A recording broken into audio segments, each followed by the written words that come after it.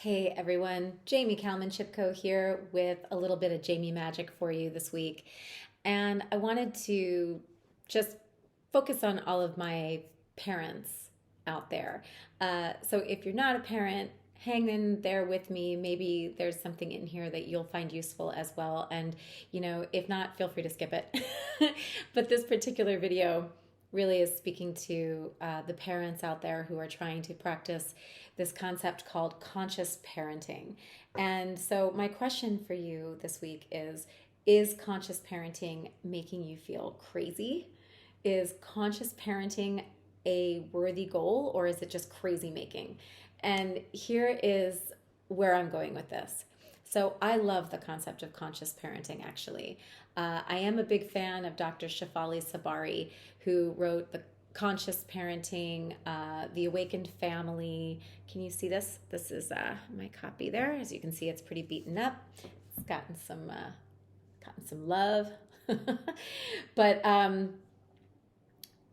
she's pretty radical, right? She talks about these parenting myths like we believe that it's a parent's job to make our child happy, right?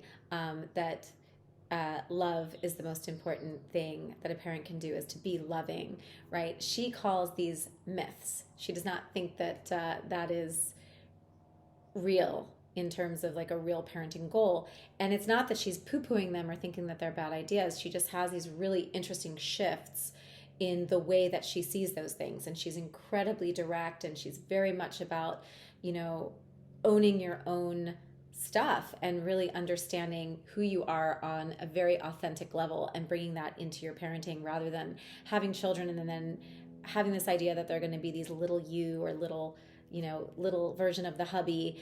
But just honoring the soul of the child and the spirit of the child, that they are here to have a human experience of their own accord, and that it's not necessarily that they're going to be what we want them to be. And this is very tricky because when you're a parent, you feel this huge responsibility to guide and nurture and direct and steward your child through the earth. And so, through their experience on earth. And so it's hard to know as a parent when to lean in and when to let go and when to honor their path and when to get involved, help them course correct.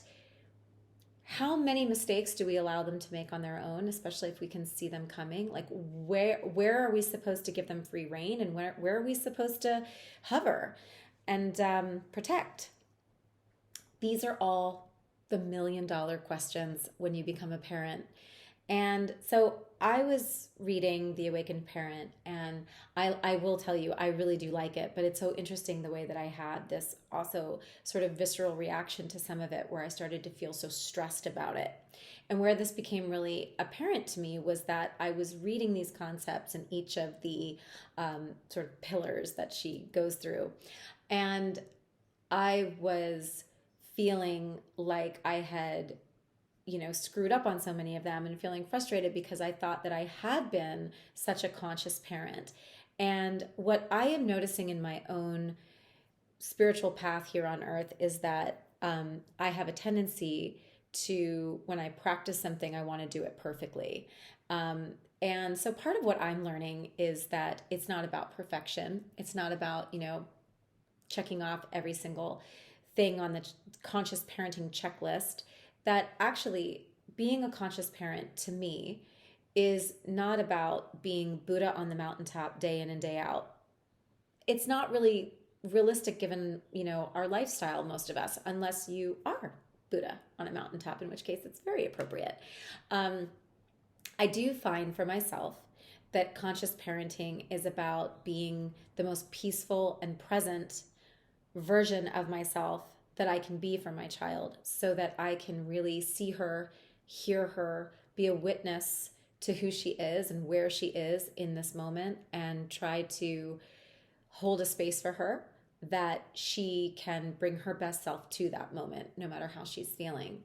So wouldn't that be awesome if you could just dwell in that space and be that for your child day in and day out?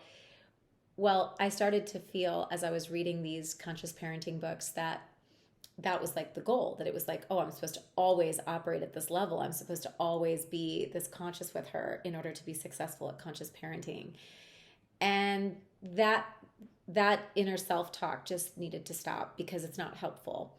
Really, I think conscious parenting is not about having perfect responses to your child. First of all, perfection, as I've talked about in another video, is not a worthy goal as a parent. I think it's potentially dangerous because the truth is then you're teaching your child to model this idea of perfection, which doesn't exist. You know, I remember once hearing excellence is a worthy goal, but perfection is impossible and a colossal waste of time.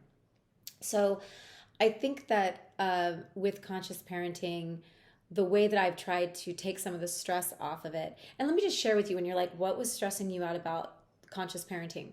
It was this idea that you always had to be peaceful, that you couldn't ever criticize your child or evaluate them, that you had to always, you know, see them as masters and not try to help them or teach them or guide them or pressure them or push them or enroll them in classes because you should give them the free will to make these conscious choices on their own. That stuff was starting to rile me up because I was seeing in my own 7-year-old, you know, certain behaviors that, you know, my husband would be like, well, we do need to push her into taking a class. She's way too comfortable at home and she's wanting to be a homebody and not really get out there in the world. We need to encourage her to do that. And then I would read this conscious parenting book where Dr. Tsabari would talk about, you know, the importance of not pushing your child into activities, that we do that sometimes because we think if we don't do it, they're going to wind up homeless and drug addicted, you know, when they're older. That we do these things, we encourage them to do things because of how we want to feel or how we don't want to feel. But she's not making that blanketed statement, right? Really what she's suggesting is just check in with yourself so that you are consciously choosing when you suggest to your child if they should enroll in an activity. Is it because you want them to be a little version of you? Is it because you want them to be successful? Or can you come to a common goal with your child that's mutually beneficial and supports the child and, you know, is a positive growth experience where you're not putting your own anxiety on top of that choice? So it's really about being aware of your choices, why you're choosing them, how you're choosing them. And so conscious parenting is also not about always being this peaceful, you know, parent. It's not about always being like Mary Poppins, you know, that a conscious parent can snap at their kid because you're human and you have feelings too and pressures and things.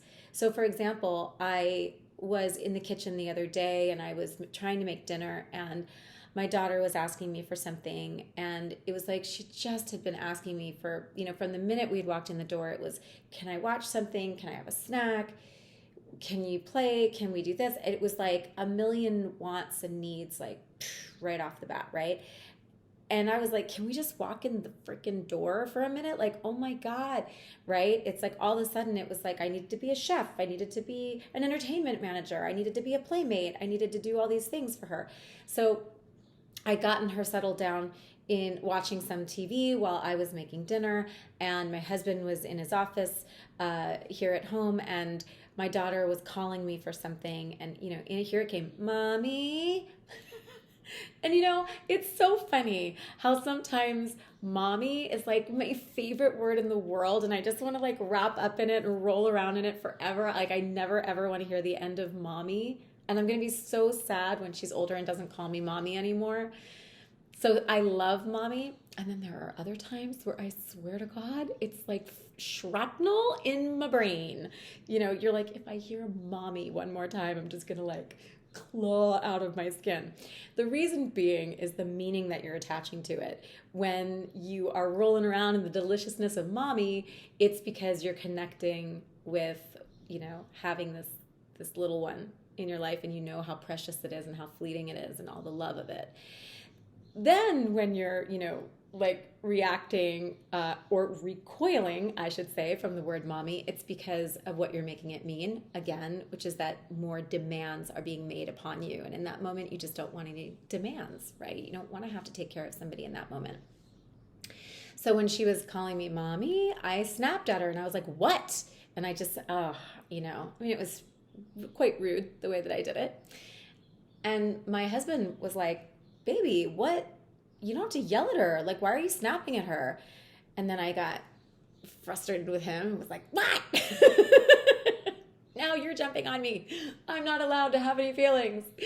So these are the reactions that come up inside of us. We have all these feelings. And usually when you are in that place, you are not conscious. You are just on overload and you need a break, right? So become conscious to that. So how did I whip out my conscious parenting tools in that moment where I was being very triggered and very reactionary and not very nice? So I took a breath and I became conscious to how I was behaving, meaning I just put the light of my awareness on it.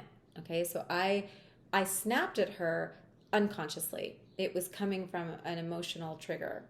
I was feeling imposed on. I was feeling burdened. I was feeling like I just didn't want any demands made of me in that moment. And so I, on autopilot, snapped at my daughter with, what? Right? And of course, my observant husband immediately called me on it. And so I looked at that with the light of my consciousness and I went, okay, I'm feeling stressed and I clearly need a break, but I don't need to take that out on her. So the way that I handled that was I came over to her and I said, you know what? I am so sorry. I heard the way that I just snapped at you. I don't even know what you were asking me for. I was just having some big feelings and I was focusing on making dinner. I'm sorry that I snapped at you. How can I help? And, and then she shared with me what it was that she wanted to tell me.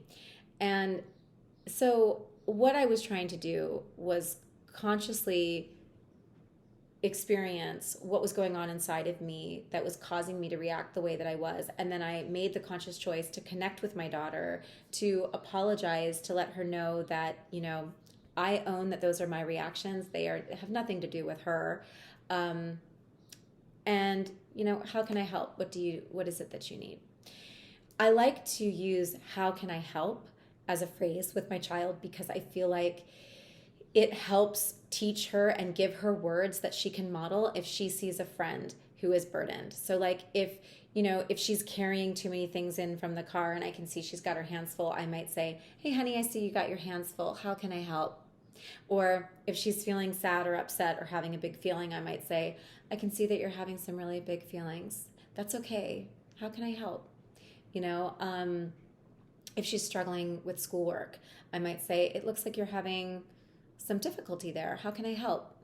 So that also, it's an invitation for her to let me know that she doesn't want my help. And that may be something that I need to, step back and let her run with it. But I like that. How can I help? It's a very conscious way of connecting and offering your help without, let me help you with that, or let me do that for you, right? Or give me that, right? Instead of that. So that's an example of conscious parenting, I think, that's very doable and that's very peaceful and that's not about perfection. So if I've confused you with this video chat about conscious parenting, let me just explain this. Conscious parenting is not any of the things that I was making it out to be. I was putting this tremendous pressure on it, like I had to be this perfect parent, saying all the perfect things, having all the perfect reactions, always holding her in the perfect light. And it's not about that at all. It's about just putting the light of your own conscious awareness on your own thoughts, feelings, and actions, and then consciously choosing how you move forward from there. And when you react in a way that you would like to not in the future, being able to look inside and clean that up with yourself and then clean it up with your child. So I hope that this has been helpful, and I would love to hear about your conscious parenting successes and fails. And just remember, if consciousness is making you crazy, it's only because you are being highly alert to your own thoughts and feelings. And sometimes when we are witnessing ourselves frequently, it's hard not to feel like you're under a microscope to a certain extent. And sometimes you're seeing your own patterns for the first time. And you think you're doing something really well in one way, only to realize like maybe there's some room for growth there.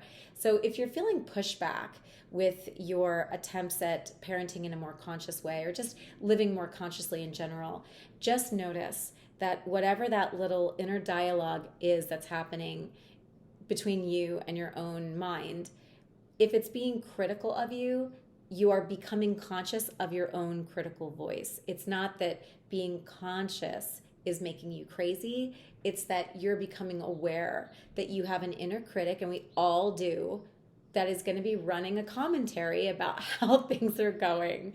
And that's just one more opportunity to consciously choose to forgive it and love it anyway, and love yourself anyway. So I hope that you have an amazing rest of your day, and we will talk soon.